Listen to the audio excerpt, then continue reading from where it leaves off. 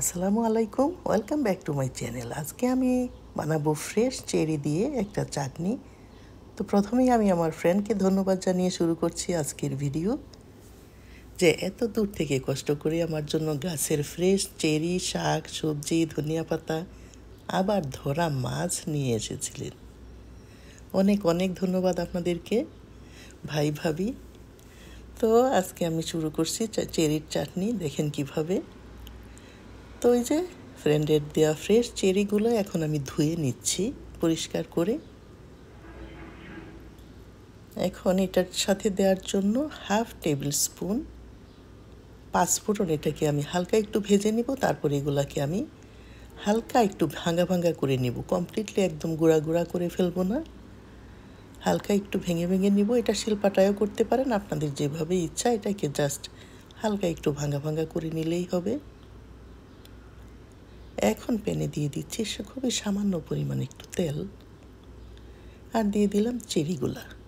এখন এটাকে একটু উল্টে পাল্টে মিক্স করে নিব আর কি তেলের সাথে। তারপর এটার সাথে দিয়ে দিব আমি চিনিটা পরিমাণ মতো দিতে হবে। আপনারা যে যেমন মিষ্টি পছন্দ করেন ঠিক সেই অনুপাতেই চিনিটা দিবেন। চিনিটাকেও নেড়ে চেড়ে মিক্স করে নিব। তারপর এটার সাথে দিয়ে দেব সামান্য পরিমাণ পানি, যাতে চেরিটা একদম সিদ্ধ হয়ে যায় আর কি, সেই পরিমাণে।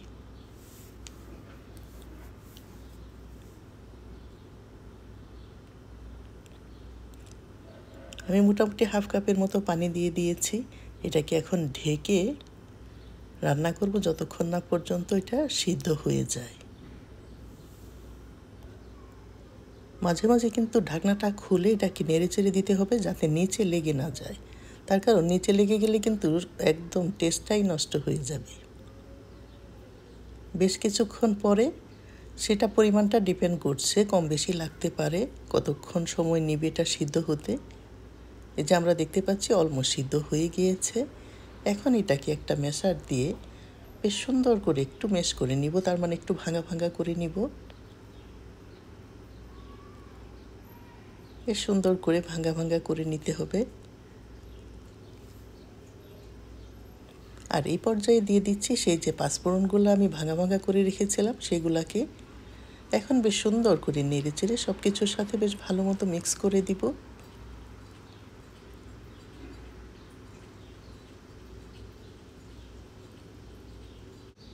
চাটনিটাকে টক ঝাল মিষ্টি টেস্ট আনার জন্য দিয়ে দিচ্ছি পরিমাণ মতো লাল মরিচের গুঁড়া, আর টেস্টটাকে ব্যালেন্স করার জন্য দিয়ে দিচ্ছি সামান্য পরিমাণ লবণ।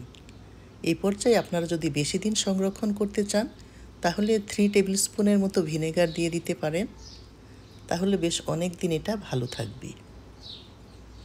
আর এভাবে নাড়াচাড়া করতে করতে দেখেন একদম ঘন হয়ে এসেছে, একদম শেষের দিকে আর কি। চাটনিটা খেতে এত মজা হয়েছিল, ভাবিকে আবারও ধন্যবাদ জানাচ্ছি ফ্রেশ চেরিটা দেওয়ার জন্য।